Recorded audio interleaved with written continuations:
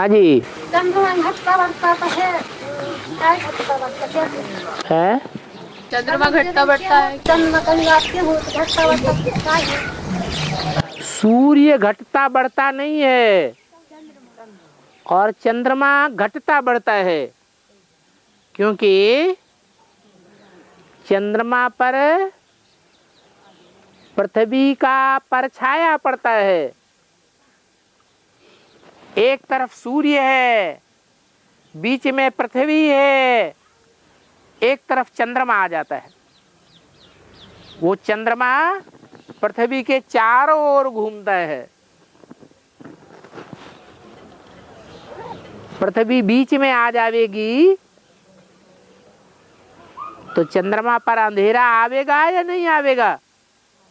है, आवेगा। हमारे ज्ञान के हिसाब से चंद्रमा कौन है? ब्रह्मा चंद्रमा है। बीच में कन्या माता रूपी धरणी आ जाती हैं। वो धरणी का परछाया पड़ता है चंद्रमा पर। धरणी का प्रभाव पड़ जाता है ज्ञान चंद्रमा बच्चे के ऊपर। बच्चा तो बच्चा बुद्धि है, बेचारा प्रभाव में आ जाता है तो अंधेरे में आ जाता है। कभी कम अंधेरे में आता है, कभी ज्यादा अंधेरे में आता है, क्योंकि बच्चा किसके आसपास चक्कर काटता है? मां के आसपास चक्कर काटता है। इसलिए चंद्रमा कभी ज्यादा अंधेरे में होता है,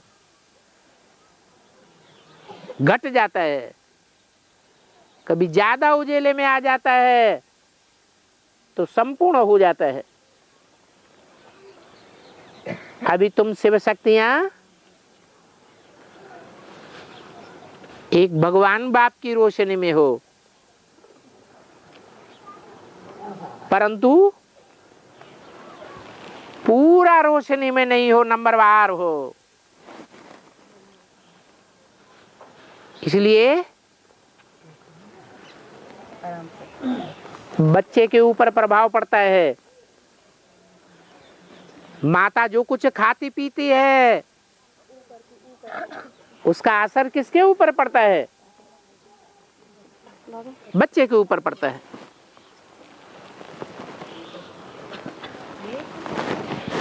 तुम्हारा भोजन क्या है? ज्ञान और योग तुम्हारा भोजन है। इसलिए बोला कि भारत माता शिव शक्ति अवतार अंत का यही नारा है। अंत में जब तुम संपूर्ण बनेंगी तो खुद भी एक भगवान बाप ज्ञान सूर्य के प्रभाव में रहेंगी। बाबा, ब्रह्मा के 3 सिर क्यों होते हैं? ब्रह्मा के तो 4 सिर भी होते हैं, 5 सिर भी होते हैं। पीछे वाला तुम्हें दिखाई नहीं पड़ता होगा क्या? 4 सिर इसलिए होते हैं कि वो 4 आत्माओं के विशेष प्रभाव में आ जाता है।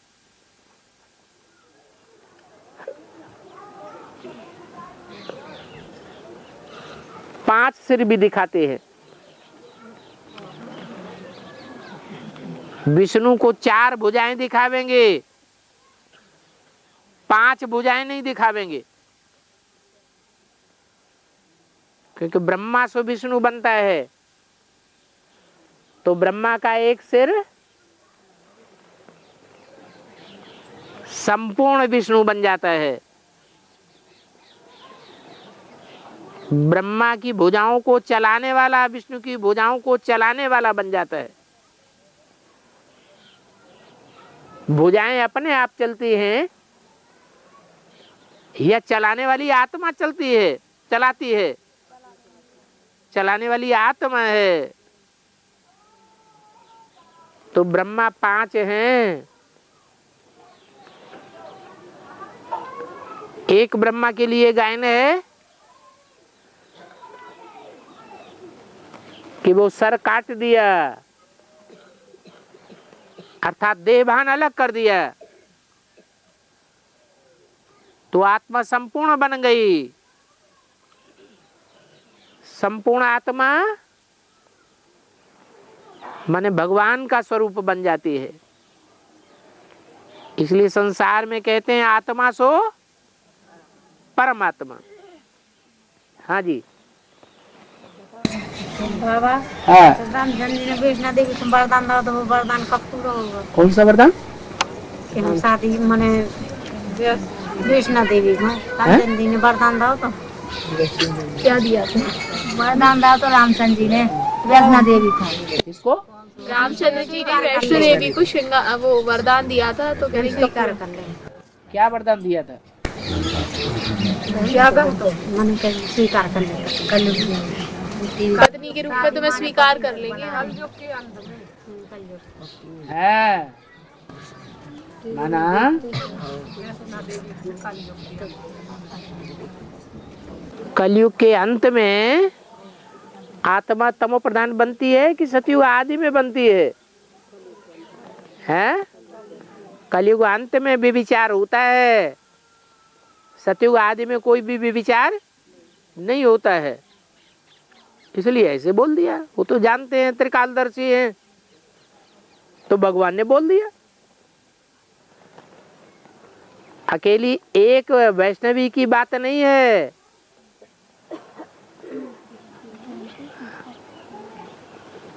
सभी ब्रह्मा सो क्या बनते हैं? नंबरवार वैष्णवी देवियां हैं, तो सब के लिए बोला है। बाकी सतयुग में तो एक ही पत्नी होती है कि अनेक पत्नियां होती हैं? हैं? एक ही पत्नी होती है। और है राजा दक्ष की कन्या यज्ञ कुंड में काय कर रही थी? कोई पतिव्रता स्त्री हो और स्त्री का अपमान भरी सभा में किया जाए, तो पतिव्रता स्त्री को गुस्सा आएगा या नहीं आएगा? है? गुस्सा आएगा। बाकी पिता तो पिता है, पिता से कुछ कह तो नहीं सकती। पिता का अनिष्ट भी तो पुत्री नहीं कर सकती। इसलिए क्या किया? अपने शरीर का ही अनिष्ट कर दिया। और शरीर की हड्डी के वज्र कैसे बने? ब्राह्मणों की दुनिया में कहा जाता है ब्राह्मण किसके बच्चे हैं? ब्राह्मण किससे पैदा हुए? ब्रह्मा से पैदा हुए। जिस ब्रह्मा से पैदा हुए वो ब्राह्मणों के बीच में सबसे बड़ा पुरुषार्थी है या छोटा पुरुषार्थी है? है? सबसे बड़ा पुरुषार्थी है। कैसा पुरुषार्थी है? मुरली में बोला, इस ब्रह्मा ने हड्डी हड्डी पुरुषार्थ किया, अपनी हड्डियां भी ज्ञान यज्ञ में स्वाहा कर दी। तो जो हड्डियां भी ज्ञान यज्ञ में स्वाहा करेगा, उसको हड्डियां मजबूत मिलेंगी या कमजोर मिलेंगी? तो दधीचि ऋषि का गायन है शास्त्रों में। वो दधीचि ऋषि कोई दूसरा नहीं है, ब्रह्मा ही दधीचि ऋषि है, जिसने हड्डी हड्डी पुरुषार्थ करके अपने पुरुषार्थ को हड्डी के समान कड़क बना लिया। ऐसे हड्डी हड्डी पुरुषार्थ करने वाले ब्रह्मा के पुरुषार्थ रूपी धनुष को किसने तोड़ दिया? कहते हैं राम ने उस हड्डी हड्डी पुरुषार्थ को भी तोड़ दिया, अर्थात उस पुरुषार्थ से भी आगे निकल गया, ऊंचा निकल गया। और बाबा राजा बालक हो इंद्र को काय डर हतो? और राजा बलि। राजा बलि को डर नहीं था। डर होता तो वो अर्पण क्यों करता। हाँ, राजा बलि के गुरु को जरूर डर था। किसको डर था? गुरु को डर था, शुक्राचार्य को, कि अगर इसने 3 पैर पृथ्वी दे दी तो फिर इसके पास कुछ भी नहीं बचेगा। और केसरी को और बाली को पूछ दिखाते हैं और अंजनी माता को, अंजना को और उनको पूछ क्यों नहीं दिखाते माता को? केसरी और बाली की पूछ दिखाते बंदर। बाली को और केसरी को पूछ दिखाते हैं। अंजनी माता को पूछ क्यों नहीं दिखाते? हाँ, ऐसे तो केसरी सिंह को कहा जाता है। केसरी किसको कहा जाता है? सिंह को कहा जाता है। का माने ब्रह्मा, ईश माने शासन करने वाला, ब्रह्मा के ऊपर भी कंट्रोल करने वाला। उसका नाम रख दिया केसरी। और फिर उसकी पत्नी का नाम रखा है अंजना। बाली का तो यहां नाम आया नहीं है। बाली कहां से आ गया? बच्चा बोला बाली। हाँ, तो अंजना तो नारी थी ना। नारियों में कोई ऐसी नारी है कि सब नारियों को देह अभिमानी की पूछ है, एक नारी को देह अभिमानी की पूछ नहीं है। है? वो कौन है? कहते हैं त्रिदेवियों को भी देह अभिमान आता है। वो 3 देवियां भी देह अभिमान में आ जाती हैं, लेकिन काशी नगरी को देहभान नहीं आता। तो वो ही उनकी पत्नी दिखाई गई। बाबा काशी बाबा विष्णु भगवान ने करा बसाई। हाँ, युग में, संगम युग में।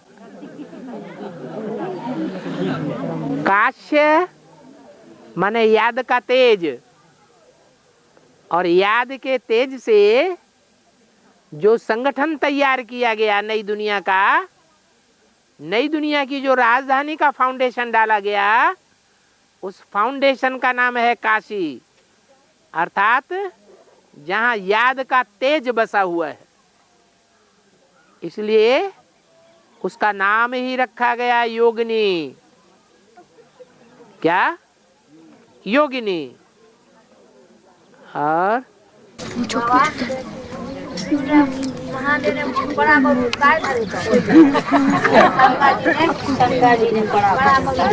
शंकर जी ने पढ़ा का रूप क्यों रखा था? पढ़ा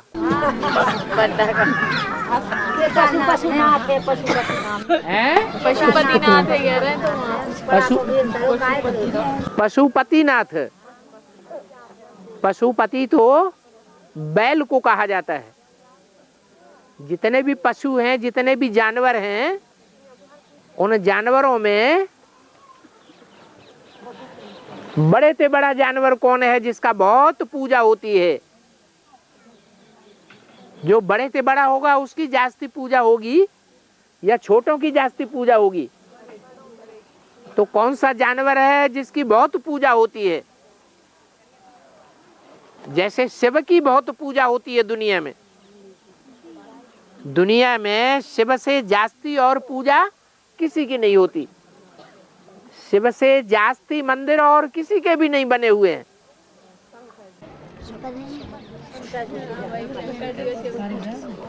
शिव शंकर तो एक ही है। पूजा तो साकार की होगी, मूर्ति की होगी, या अव्यक्त अमूर्त की होगी। साकार की पूजा होती है। तो शिव और शंकर तो एक ही हो गए। बाकी जो बड़ा होगा उसकी सवारी भी बड़ी होगी या छोटी होगी? तो कौन है सवारी?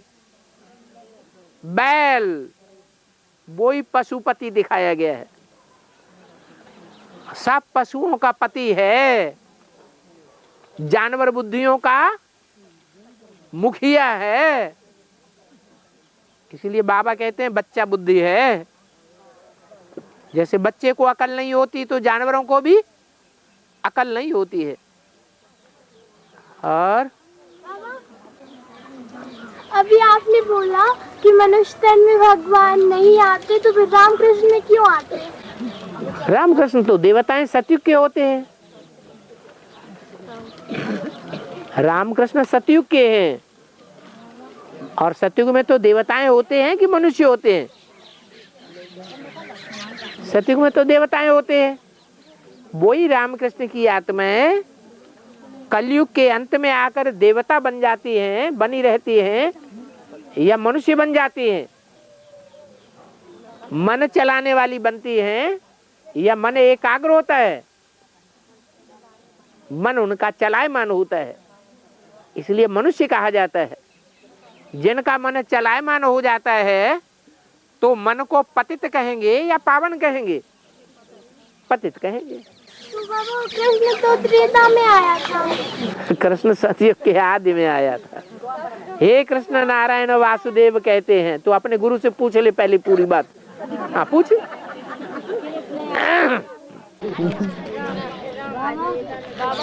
है बाबा विष्णु भगवान के कितने रूप हैं?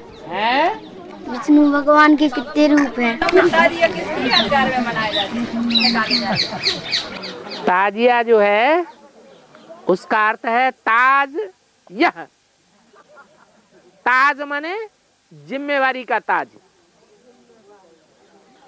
और यह माने यह। जैसे बेसिक ब्राह्मणों की दुनिया में जो भी ब्राह्मण हैं, उन्होंने ब्रह्मा के बाद नई दुनिया बनाने का ताज जिम्मेवारी का किसके ऊपर रखा है? मम्मा ने तो शरीर छोड़ दिया। मम्मा के ऊपर सारी जिम्मेवारी थी। मम्मा के शरीर छोड़ने के बाद ब्रह्मा बाबा ने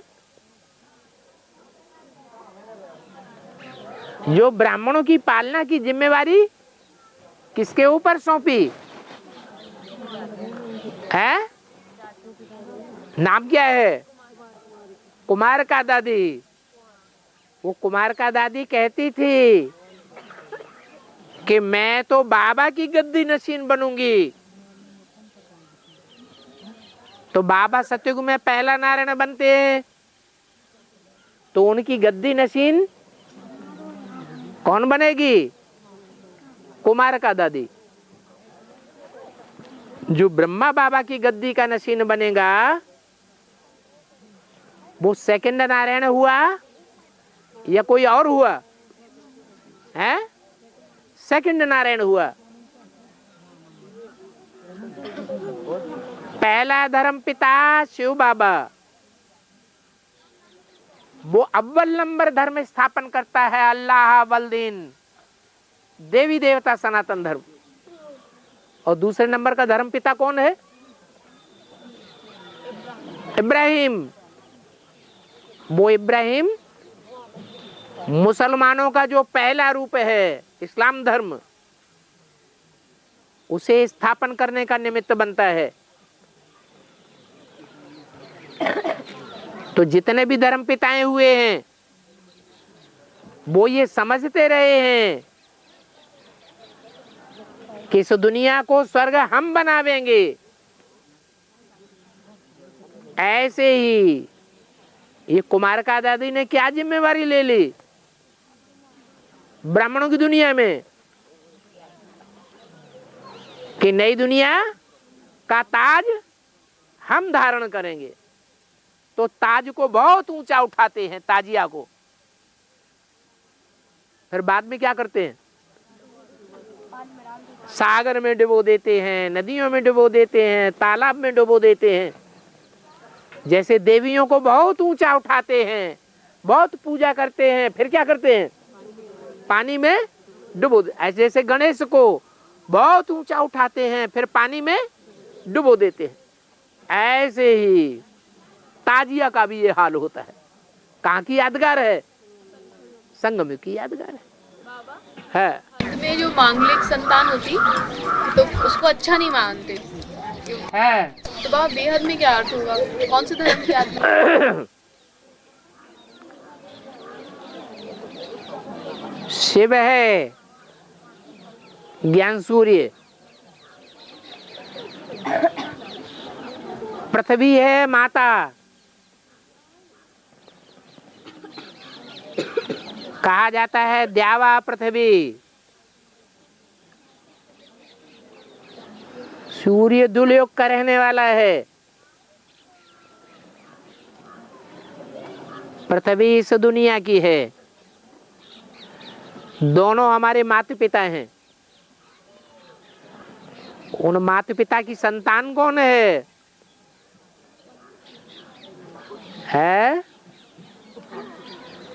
अरे पृथ्वी का षष्ठी रूपी रंगमंच पर पहला पत्ता रूपी बच्चा कौन है?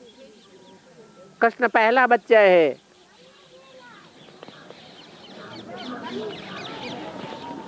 तो ज्ञान सूर्य हुआ रविवार, पृथ्वी माता है। उन दोनों से कौन सा बच्चा पैदा हुआ? सोमवार। सोम किसका नाम है? चंद्रमा का नाम है। और चंद्रमा से जो पैदा होता है वो मंगल है। तो कहते हैं मंगली संतान हुई। सूर्य का बच्चा बनना अच्छा है? हाँ, किसी और का बच्चा बनना अच्छा है? सूर्य का बनना अच्छा है। पृथ्वी कहा ही जाता है पृथ्वी आती, जो फैलती है उसे पृथ्वी कहा जाता है।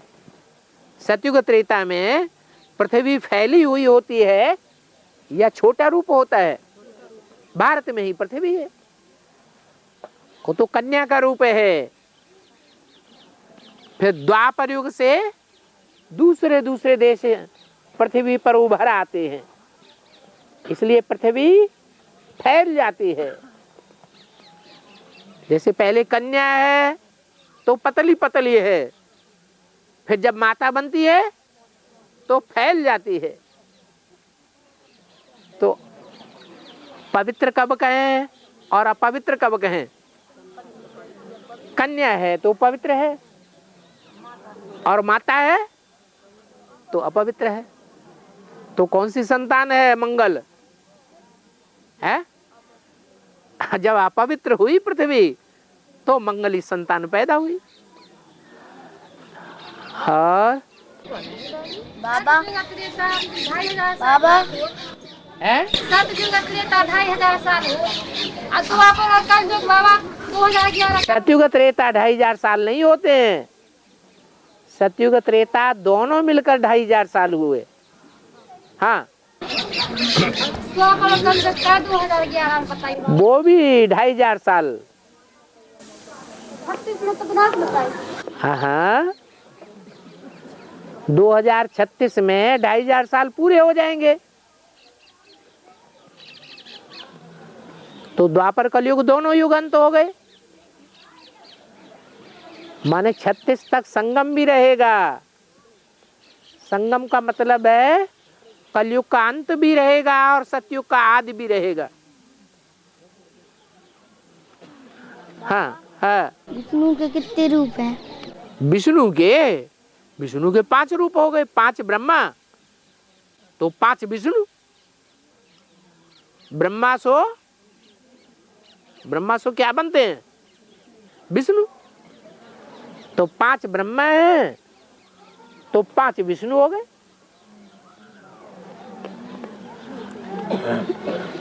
और बाबा इस कन्या किसको कहते हैं? है इस कन्या जो विषैली हो जाए सो विष कन्या। जो बड़े बड़े राज परिवार होते थे कलयुग द्वापर में, तो अपनी सेफ्टी के लिए राजाएं विषकन्या रखते थे, अर्थात किसी कन्या को सर्पों के विष पिला देते थे, सर्पों से कटवाते थे थोड़ा थोड़ा करके। जब वो बहुत विषैली बन जाती थी तो दूसरे राज्य में उसको जासूसी करने के लिए भेज देते थे।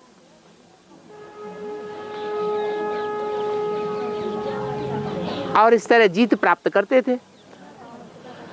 तो उसको कहा जाता है विषकन्या, विषैली कन्या। बाबा, उज्जैन में भैरवनाथ का मंदिर है, वो शराब कैसे पी लेते है?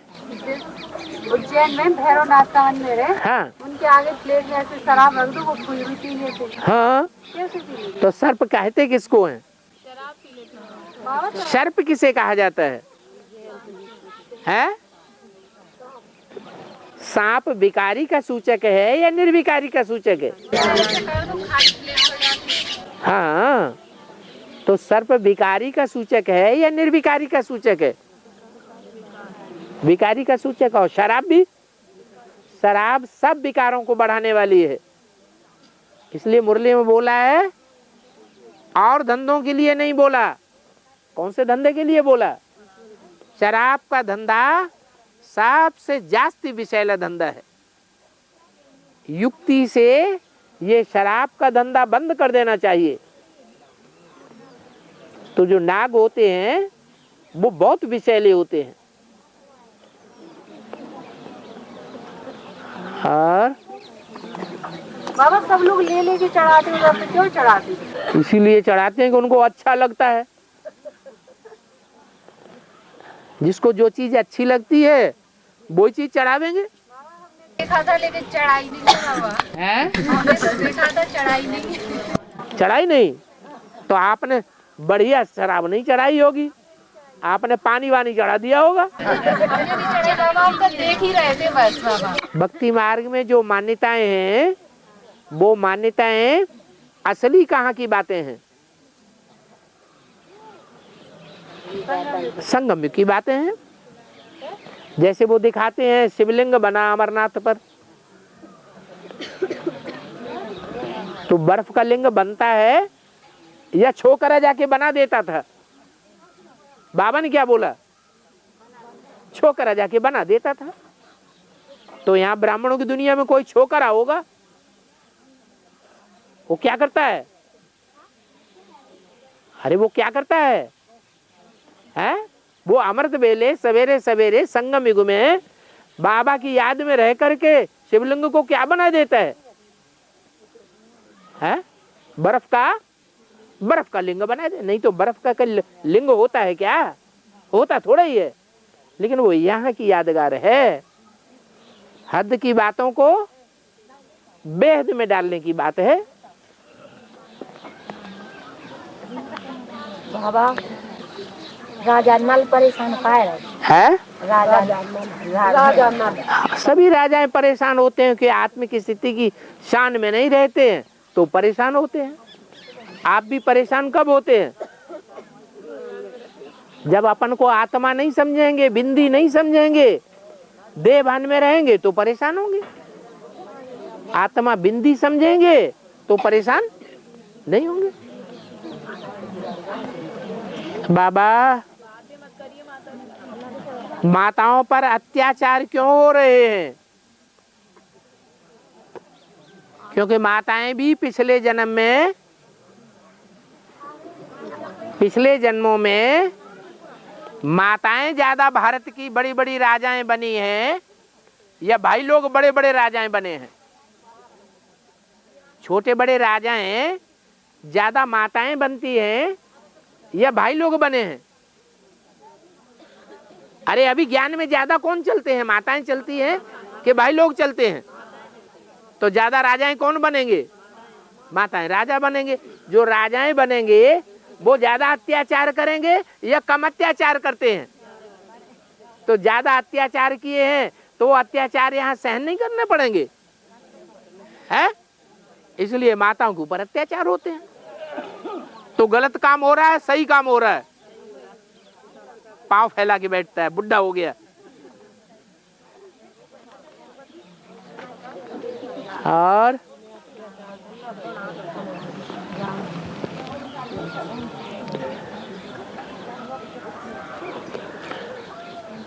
बाबा, क्या सतयुग में काम विकार वाला अंग नहीं होगा? यदि नहीं होगा तो बच्चों की पैदाइश कैसे होगी?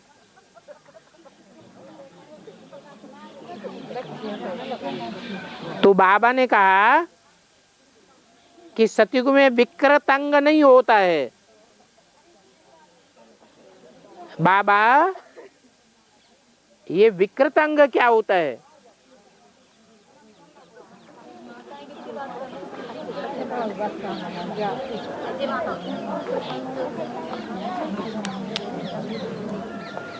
ऐसे नहीं है।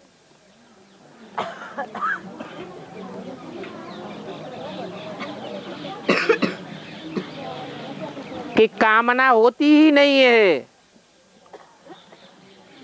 या काम वाले अंग होते ही नहीं है। काम से ही बनती है कामना, परंतु वहां काम विकार नहीं होता है। देवताओं को भी कामना तो होती है। क्या कामना होती है? सुख भोगने की कामना होती है या नहीं होती है? है? होती है। तो कामना तो है। ये सुख भोगने की कामना अच्छी बात है या खराब बात है? अच्छी बात है। तो सुख भोगने की कामना होती है, और वो सुख श्रेष्ठ इंद्रियों से ज्यादा भोगा जा सकता है, ज्यादा लंबे समय तक, या भ्रष्ट इंद्रियों से ज्यादा भोगा जा सकता है। श्रेष्ठ इंद्रियों से लंबे समय तक सुख भोगा जा सकता है।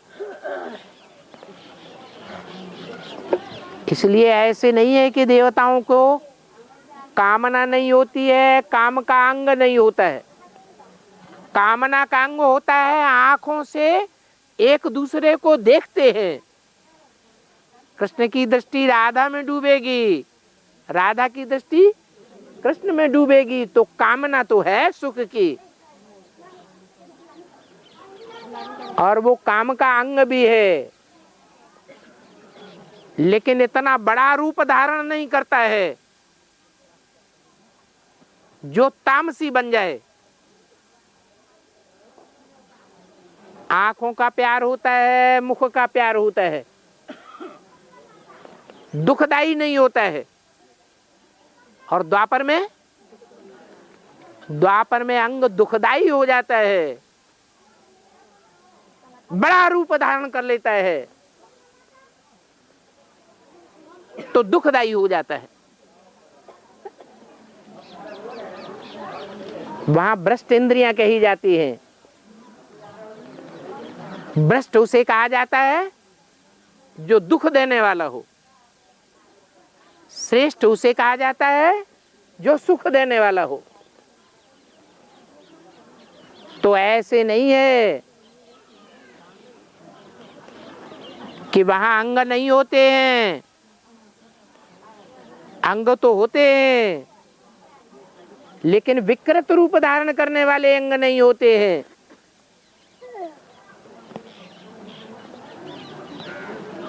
श्रेष्ठ अंग होते हैं।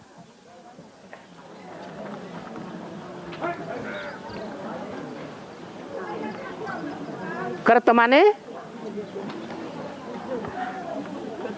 काम, और विकृत माने विपरीत काम करने वाला।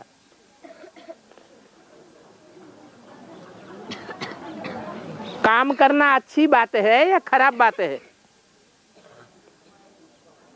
है? काम करना तो अच्छी बात है। देवताएं भी कुछ काम करेंगे या नहीं करेंगे? है?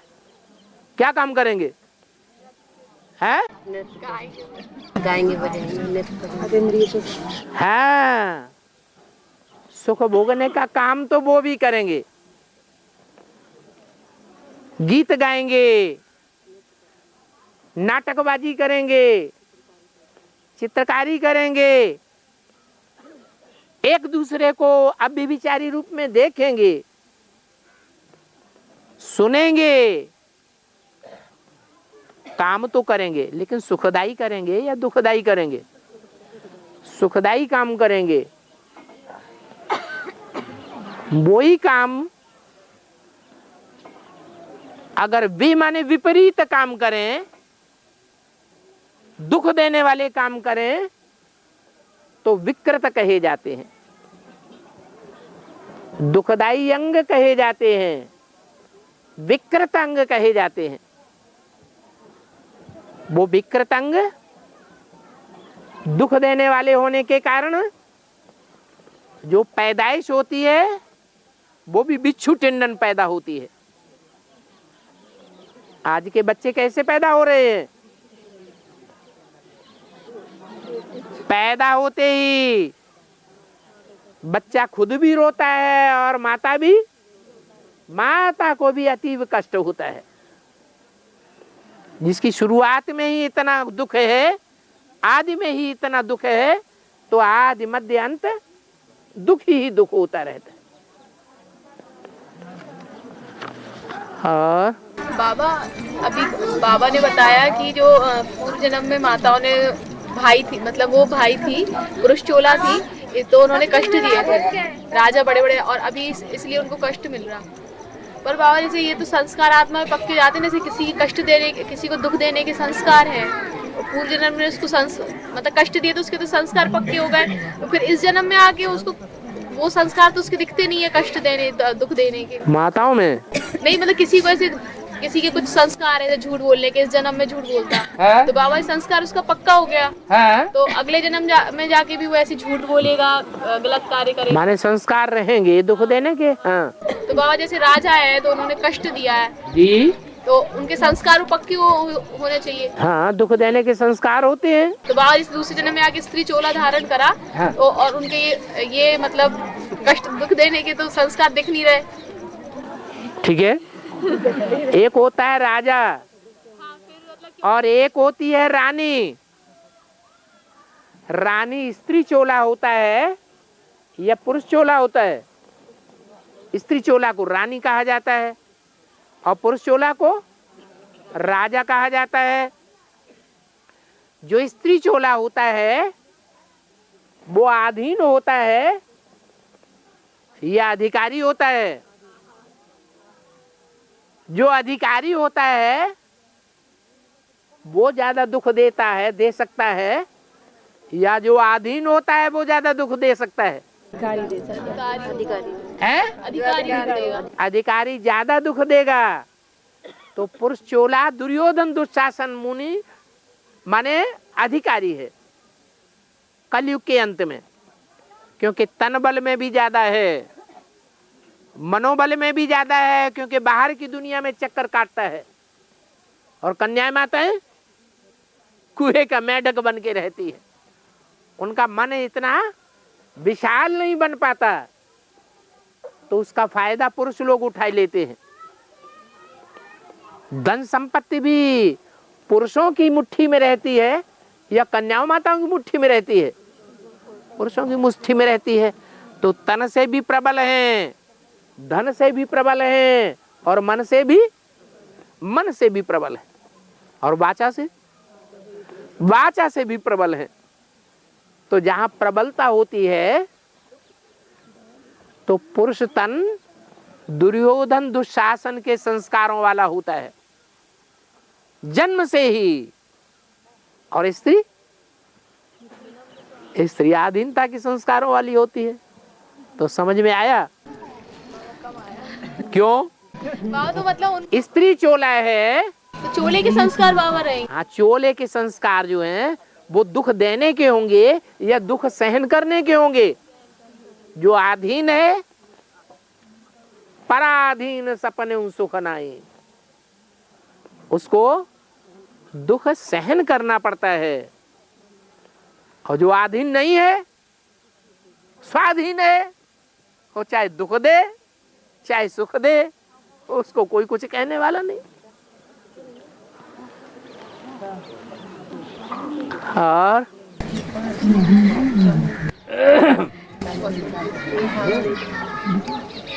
बाबा फिर हिसाब किताब कैसे चुकता होंगे? है हिसाब किताब कैसे चुकता? वो धर्मराज भूल गए? धर्मराज काहे के लिए बैठा हुआ है बाद में? हाँ, भाइयों को डंडा खूब याद आता है अपन लोगों को। बाबा अच्छी हो गई ना, अब माताएं सहन नहीं कर पा रही हैं। हाँ अब वो घर से भी नहीं निकल पाती है, हाँ कहीं जा भी नहीं पाती है, हाँ बाबा से भी नहीं मिल पाती है, हाँ। और घर में रोती रहती है। अब कितने दिन वो रोएंगी? कितने दिन रोएंगी, लेकिन आ तो फिर भी जाती है। माने कंट्रोल में तो फिर भी नहीं है। राजाओं के संस्कार हैं या नहीं है? हैं? राजाओं के संस्कार तो फिर भी है। तो स्त्री चोला है तो संस्कार राजाओं के होना चाहिए या स्त्री के होना चाहिए? हैं? स्त्री चोले की कदर करनी है या नहीं करनी है?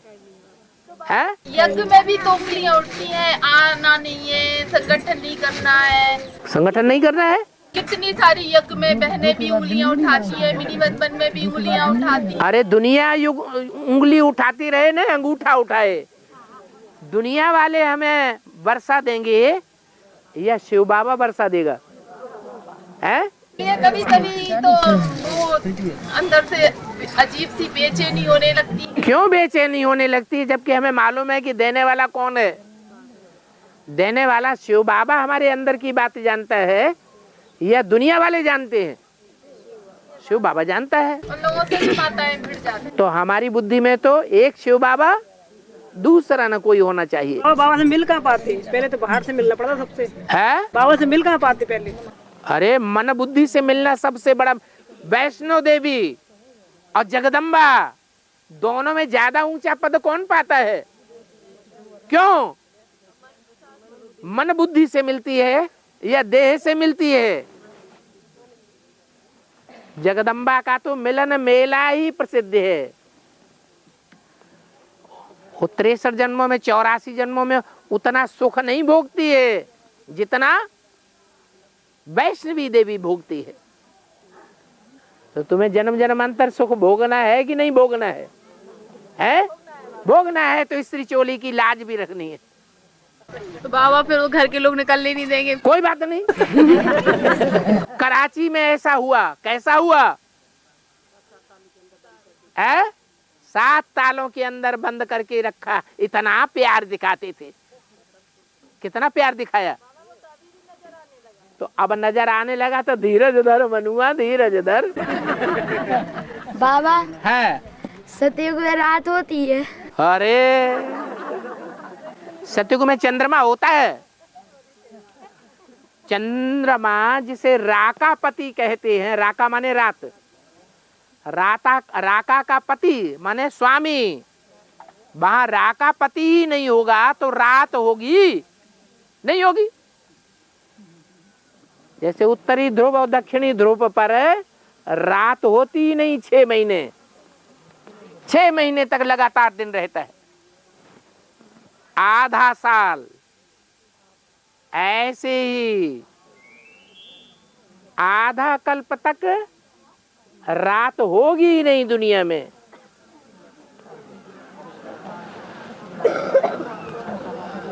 और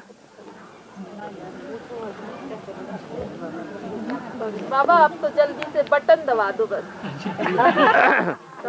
मतलब ये है माता जी का, बाबा जल्दी से स्वर्ग का, नई दुनिया का बटन दबा दो, विनाश हो जाए, ये भगवान से हमारा पीछा छूटे, भाग जाए जल्दी से।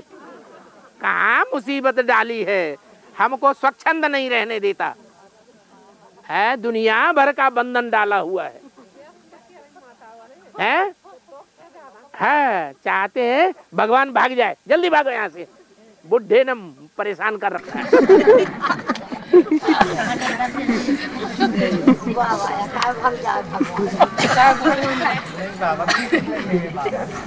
बाबा आपने ही तो बोला था भोपाल। क्या बोला था? बटन दबाने वाला। बटन दबाने वाला? हाँ, कि बटन दबाने की देरी है। देरी है तो ये थोड़ा ही कहा कि तुम वो संकल्प करो कि बटन दब जाए जल्दी। अरे हमको फायदा किसमें है? ज्यादा समय तक भगवान के साथ हमारी शूटिंग होगी, उसमें हमको फायदा है कि ज्यादा समय तक दुर्योधन दुशासनों के साथ जिंदगी में रहना पड़ेगा, वो ज्यादा फायदेमंद है। फायदेमंद किसमें है? हाँ, एक रामायण चौपाई आई, माता जी बोल रही है ना कि सात स्वर्ग अपवर्ग एक धैर्य तुला एक अंग है। तो तुलन ताही सकल मिल जो सुख लाओ सत्संग। हाँ जी। तो मतलब सत्संग तो अभी का है ना। हाँ, सत्य माने एक सत्य, इस दुनिया में एक सत्य परमात्मा है। हाँ, परमात्मा, परम पिता के सिवाय और कोई भी सत्य नहीं है। तो परमात्मा का ही सत्संग अभी के लिए तुलसीदास जी ने लिखा है। बिल्कुल। पहले था ही नहीं। हाँ, सत्संग पहले होता ही नहीं। नहीं। ये मेरी शंका थी, माता जी जो कहा ना मेरे से। माता जी को समझाओ ना, ये सत्संग होने नहीं चाहिए। बाबा एक क्वेश्चन और है। हाँ, बाबा उसमें ईश्वर जीव ही भेद प्रभु सखल कहो समझाए। हाँ, जाते हो गए चरण सोच मोह समझाए। तो ईश्वर जी तो मैं तो समझ रहा हूँ इस बात को बाबा, लेकिन जो लोग कहते हैं कि ईश्वर अंश जीव अविनाशी चेतन अमर सहज सुखराशि, तो उनको समझाने के लिए हम कैसे समझाएं, थोड़ा सा इसके लिए हमें बताएंगे आप। अरे सागर में से एक चुल्लू पानी ले लिया,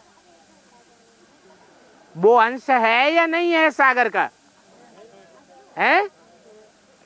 उस एक चुल्लू पानी में वही गुण होगा जो सागर में गुण है या दूसरा गुण होगा? अगर सागर खारा है तो उस एक चुल्लू पानी में खारापन होगा या नहीं होगा? है? अगर वो एक चुल्लू पानी सागर का अंश है तो खारापन जरूर है। तो हम भगवान के अंश हैं, तो हमारे अंदर भगवान के गुण होने चाहिए या नहीं होने चाहिए? बस समझा दो। एक मिनट और। सात स्वर्ग जो कहा गया है, सात स्वर्ग जो लिखे हुए हैं, सात स्वर्ग अपवर्ग एक धैर्य तुला एक अंग, तो सात स्वर्ग क्या है बाबा? सात नारायण ही सात स्वर्ग हैं।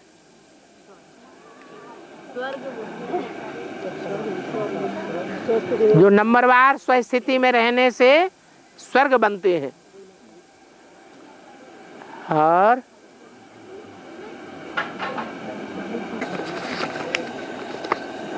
कल जो मैं एक बात है सच्ची है, तारीख नहीं बदली बाबा, है? तारीख नहीं बदली। तारीख नहीं बदलती है, सही बात नहीं, तारीख जो आना वो आनी है, वो तारीख नहीं बदलती। तारीख नहीं बदलती है, सब झूठा है। एक बात सच्ची है कि तारीख कभी बदलती नहीं है। तारीख नहीं बदलती? कलयुग में एक बात है क्या? कि तारीख नहीं बदलती है, सब बदल जाती है। आज तारीख है तो वही रहती, तारीख है वही रहती? नहीं, तारीख मतलब डेट वही रहती है। क्यों है? डेट वही कहाँ रहती है? कल कौन सी डेट थी, आज कौन सी डेट हो गई? बदली नहीं तो कैसे कहते कि तारीख नहीं बदलती?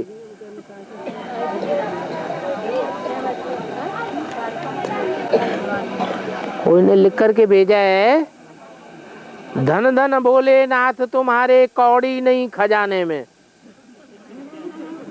हे भोलेनाथ शिव बाबा, तुम्हारे घर के खजाने में, परम धाम में करोड़ अरब तो दूर रहे, एक कौड़ी भी नहीं है। धन धन भोलेनाथ तुम्हारे कौड़ी नहीं खजाने में। तीन लोक बस्ती में बसाए, आप बसे बीराने में। आप जब इस सृष्टि पर आते हो तो स्वर्गलोक भारत में बसाते हो, मनुष्य लोक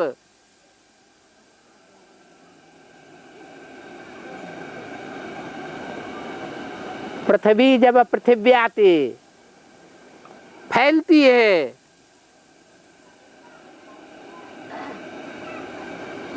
तो पृथ्वी पर मनुष्य लोक बसाते हो। कितने लोग हो गए? 2 लोग हो गए। और कलयुग के अंतिम भाग में भारत के दूसरी ओर माने पाताल लोक में अमेरिका बसाते हो। पाताल लोक, तीन लोक कौन कौन से?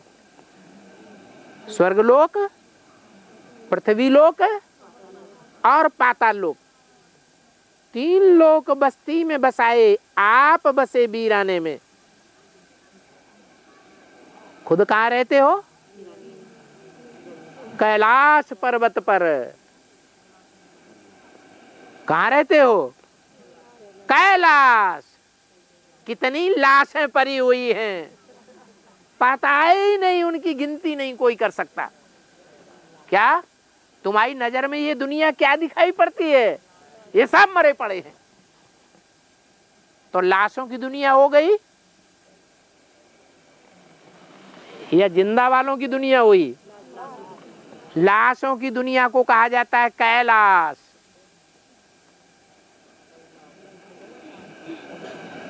तो बाबा इसका बेहद में अर्थ बताओ। बेहद में अर्थ समझ में आया है? सच्ची बात है या झूठी बातें है? भक्ति मार्ग में जो भी बातें हैं वो सब सच्ची बातें भी हैं, लेकिन समझने की बातें है। और बाप ही आकर के समझाते हैं। कोई मनुष्य मात्र इन बातों को, भक्ति मार्ग की बातों को समझाए नहीं सकता। ये भी बाप की पहचान है। क्या कि जो बातें भक्ति मार्ग की बाप आकर अभी समझाते हैं, वो मनुष्य मात्र वो उन बातों को नहीं समझा सकता।